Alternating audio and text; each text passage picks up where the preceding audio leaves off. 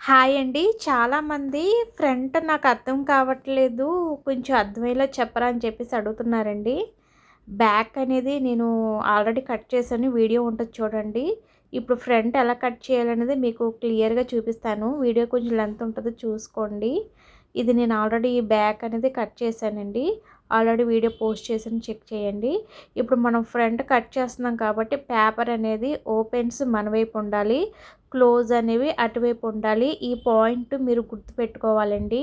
ఇప్పుడు మనం back cut చేసాం కదండీ! ఈ బ్యాక్‌ని మనము పేపర్ మీద ఈ విధంగా పెట్టేసుకొని, ఇప్పుడు ఒక టేప్ తీసుకొని ఒక 2 ఇంచెస్ దాకా టేప్‌తో కొలవండి. ఇప్పుడు దీన్ని మనం ఫోల్డింగ్ చేయాలన్నమాట. ఇక్కడ నేను చూపిస్తున్నా చూడండి. ఒక 2 ఇంచెస్ తీసుకొని చూడండి ఈ విధంగా టేప్‌తో కొలుచుకోండి. చక్కగా సమానంగా వస్తది మీకు.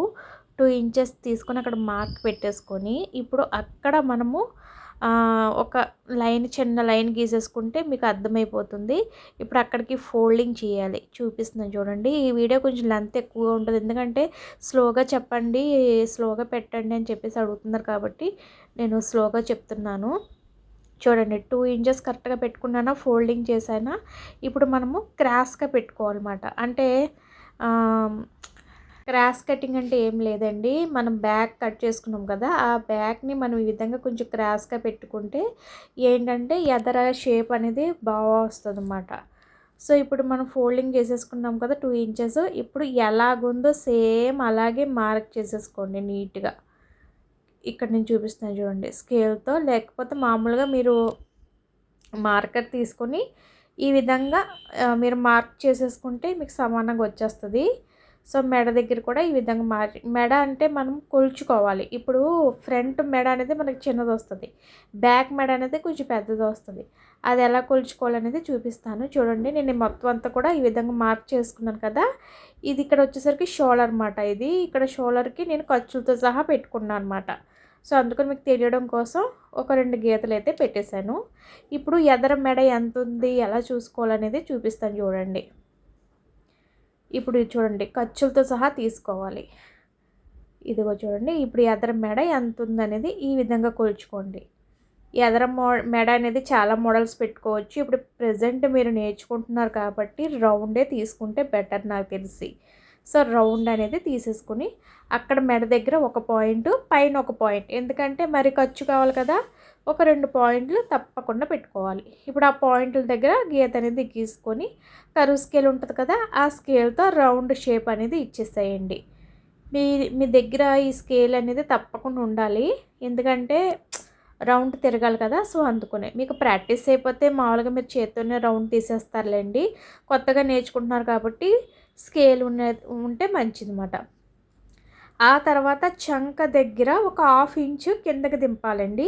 ఇలా ఎందుకు చేస్తున్నామంటే మనకి చంకలో పట్టేయకుండా ఉంటదన్నమాట. సో, హాఫ్ ఇంచు తప్పకుండా చిన్న లైన్ అనేది ఆ లైన్‌లోకి ఈ లైన్‌లోకి కలిసిపోవాలి. మళ్ళీ వేరే లైన్ అనేది పెట్టొద్దు.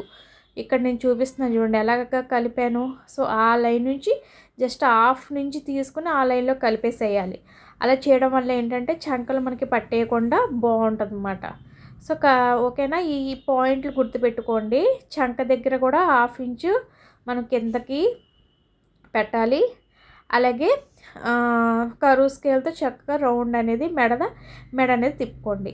ఆ తర్వాత ఇక్కడ చూడండి ఉక్స్ పట్టి, కాజా పట్టి తీసుకొని ఇక్కడ మనం ఇక్కడ నుంచి షేప్ బెల్ట్ నుంచి ఒక మార్క్ అనేది పెట్టేసుకోండి. షేప్ బెల్ట్ దగ్గర ఒక మార్కు, తర్వాత మధ్యలో మనకి కట్ వస్తది కదండీ! ఎదర షేప్ కోసం అది ఒక హాఫ్ ఇంచు పడతది కాబట్టి ఇంకొక మార్క్. ఆ తర్వాత మరి షేప్ బెల్ట్ ఏయడానికి కుట్లు ఉంటాయి కదా మనకి! ఖర్చు ఉంటది కదా! సో, ఆ ఖర్చు కోసం ఇంకొక మార్క్ చేసేసుకోండి. అంటే మొత్తం మీద 1 ½ తీసుకున్నాను నేను. 1 ½ తీసుకున్నాను చూడండి. ఒక 3 పాయింట్లు పెట్టుకున్నాను చూసారా అక్కడ? అంటే 1 ½ తీసుకున్నాను మొత్తానికి. ఖర్చుతో సహా తీసేసుకున్నాను. మీకు అర్థమైందా? ఒకవేళ అర్థం కాకపోతే కామెంట్ చేయండి. క్లియర్‌గా చెప్తాను. నేను అర్థమైంది అనుకుంటున్నానండి. సో, ఇప్పుడు చూడండి. ఇప్పుడు మనము షేప్ అనేది ఎలా కొలుచుకోవాలంటే కింద మనకి లాస్ట్‌లో షేప్ వస్తది కదండీ! అక్కడ నుంచి భుజం దగ్గర అంటే షోల్డర్ దగ్గర నుంచి కొలుచుకుంటే మనకి ఇంత లెంత్ వచ్చిందన్నమాట. ఆ లెంత్ దగ్గర ఒక మార్క్ చేసేసుకొని ఇప్పుడు ఏదైతే మనం మార్క్ చేసుకున్నామో ఆ గీత నుంచి ఈ గీతకి కలపాలి. ఇక్కడ కింద ఒక హాఫ్ ఇంచు మార్క్ చేసేసుకోండి. కింద హాఫ్ ఇంచ్ మార్క్ చేసేసుకున్న తర్వాత ఇప్పుడు మనం 3 లైన్స్ పెట్టాం కదా, సో ఆ లైన్ నుంచి షేప్ పెట్టాం కదండి, అక్కడి నుంచి ఆ లైన్ నుంచి ఈ లైన్కి కలపాలి. మొత్తం 3 లైన్లు కలపాలన్నమాట. ఇలా కలిపితే మనకి ఫ్రంట్ అనేది వచ్చేస్తుంది. చాలా ఈజీ అండి. అర్థమైందా మీకు? ఒకవేళ అర్థం కాకపోతే చెప్పండి, నెక్స్ట్ వీడియోలో మీకు బాగా చూపిస్తాను. ఓకేనా అండి? ఒకవేళ అర్థం కాకపోతే కామెంట్ చేయండి. నేను ఇంకా బాగా చెప్పడానికి ట్రై చేస్తాను, చూపించడానికి కూడా ట్రై చేస్తాను. వచ్చేస్తుంది మీకు కూడా, ఎందుకంటే మీరు ప్రాక్టీస్ చేయాలి. ప్రాక్టీస్ చేస్తే వచ్చేస్తుంది. ఫస్ట్ ఏం కాదండి, పేపర్ కటింగ్ మీద ప్రాక్టీస్ చేయండి. ఆ తర్వాత క్లాత్ మీద ప్రాక్టీస్ చేస్తే చక్కగా మీ బ్లౌజ్ మీరు కుట్టుకుంటే చాలు కదా. మనమేమి వేరే వాళ్ళకి కూడా కుట్టాల్సిన అవసరం లేదు. ఒకవేళ అవసరం ఉంటే మీరు బాగా మీ బ్లౌజ్ బాగా నేర్చుకొని పర్ఫెక్ట్ అంటే అప్పుడు బయటోళ్ళు కుట్టినా ఓకే. మీ బ్లౌజ్ మీరే కుట్టుకోకుండా రాకుండా వేరే వాళ్ళది కుట్టారనుకోండి, సపోజ్ ఏమైనా పాడైందనుకోండి, వాళ్ళు ఇష్టాసరంగా తిడతారు. అందుకనే మీ బ్లౌజ్ మీరు పర్ఫెక్ట్గా కుట్టాము, సరిపోయింది, బాగుంది, సూపర్గా ఉంది ఫిట్టింగ్ అనుకోండి, బయట వాళ్ళకి కూడా మీరు కుట్టచ్చు. ఓకేనా?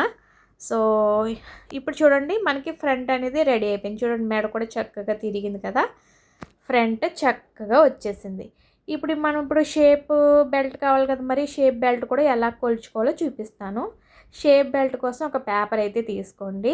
ఇప్పుడు షేప్ బెల్ట్ ఎంత ఉన్నది కొలుచుకోవాలి. మెయిన్ ఇంపార్టెంట్, షేప్ బెల్ట్ ఎంత ఉంది మీ బ్లౌజ్కి కొలుచుకోండి. ఇక్కడ నుంచి షేప్ బెల్ట్ నాకు 10 ఉంది అంటే నేను 11 తీసుకుంటున్నాను. ఎందుకంటే ఖర్చులు ఉంటాయి, ఖర్చులకి కొంచెం ఎక్స్ట్రా ఉన్నా పర్వాలేదు, కానీ తక్కువ మాత్రం వద్దు.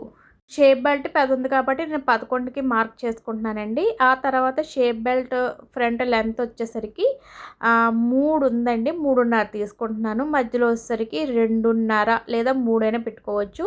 కింద కూడా 2.5, 3 అయినా పెట్టుకోవచ్చు. ఆ లైన్ నుంచి ఈ లైన్కి ఈ విధంగా కలుపుకుంటే షేప్ బెల్ట్ రెడీ. మీకు చూపిస్తాను చూడండి ఎలా వస్తుంది అనేది. షేప్ బెల్ట్ చాలా ఈజీ అండి. మీరు ఇలా ప్రాక్టీస్ చేస్తూ ఉంటే మీకు కూడా వచ్చేస్తుంది. ఇప్పుడు ఎదర మనం కట్ చేసుకున్నాం కదా, ఆ బ్లౌజ్కి పెట్టి చూపిస్తాను చూడండి. చూడండి, ఈ విధంగా వస్తుందన్నమాట. ఖర్చు ఎక్కువగా పెట్టుకోవాలి. ఇదిగోండి, ఈ విధంగా పెట్టుకుంటే షేప్ బెల్ట్ కూడా మనకి రెడీ అయిపోద్ది. నచ్చిందండి వీడియో? మీకు నచ్చినట్లయితే ఒక లైక్ ఇవ్వండి, సబ్స్క్రైబ్ చేయడం మర్చిపోవద్దు. మరిన్ని వీడియోస్ కోసం రాబోయే వీడియోస్లో ఇంకా పేపర్ కటింగ్ మీకు ఈజీగా ఎలాగ కట్ చేసుకోవాలనేది మీకు నేను చూపిస్తాను. ఓకేనండి, ఈ వీడియో నచ్చినట్లయితే ఒక like, subscribe. Bye bye. Thank you for watching friends. మళ్ళీ నెక్స్ట్ వీడియోలో కలుద్దాం.